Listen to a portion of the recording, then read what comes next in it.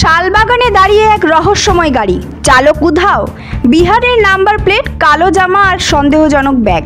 এলাকায় চাঞ্চল্য। ঘটনা কি শুধু গাড়ি দাঁড় করানো, নাকি এর পিছনে লুকিয়ে আছে কোনো বড় ষড়যন্ত্র? শনিবার সন্ধ্যায় হঠাৎই শালবাগানের নির্জন পথে এসে দাঁড়ায় একটি 4 চাকার গাড়ি। গাড়ি থেকে নেমে আসে এক ব্যক্তি। স্থানীয়দের অনুরোধ সত্ত্বেও গাড়ি না সরিয়ে হাতে একটি ব্যাগ নিয়ে বলে, বাজারে যাচ্ছি। তারপর উধাও।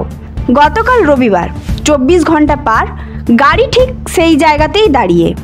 বিহারের নাম্বার প্লেটের এই গাড়ি নিয়ে এখন উঠেছে একের পর এক প্রশ্ন। কে এই ব্যক্তি? কালো জামার আড়ালে কি লুকোচ্ছেন তিনি? ব্যাগে কি ছিল? তিনি কি কোনো অপরাধ করে পালালেন? ঘটনাটা কালকে গতকাল শনিবার, কালকে শনিবার 6:34 গাড়ি একজন ভদ্রলোক পার্কিং করেছে।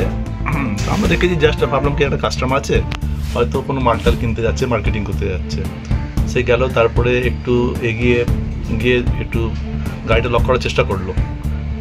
দিয়ে লক করার পরে ও ভদ্রলোককে একদিন বললো কি গাড়িটা ওখানে রাখছেন, বলে আমি এখনই চলে আসবো বলে উনি বেরিয়ে গেছেন। রাত 10:30-11টা অবধি দেখলাম গাড়ি কেউ নেই। তারপর সকালেও দেখলাম, এখন দেখলাম গাড়ি কেউ নিয়ে যায়নি। সকালে পুলিশকে ফোন করা হলো, পুলিশ এসছেন। পুলিশ এসে আবার দেখলো গাড়িটা খুলে দরজাটা খোলা ছিল। তো সব চেকিং করলো, কিছু গাড়িতে সেরকম কিছু দেখতে পাইনি। আবার ওই হ্যান্ডেলটা খোলার জন্য ও একটা মিস্ত্রিকে ডেকে স্টারিংটা ফ্রি করে দিয়েছে। এতে পুলিশকে বলা হয়েছে, পুলিশ বললো আমরাই নিয়ে যাবো। পুলিশে খবর দেওয়া হয়েছে, তদন্ত শুরু হয়েছে।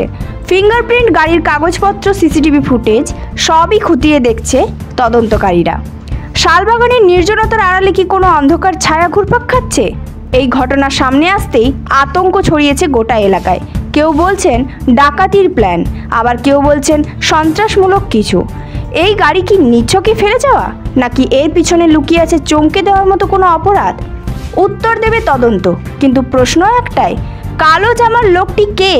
এই গাড়ি দাঁড়িয়ে থাকা নিছকই কাকতালীয়, নাকি রীতিমতো কোনো ষড়যন্ত্র?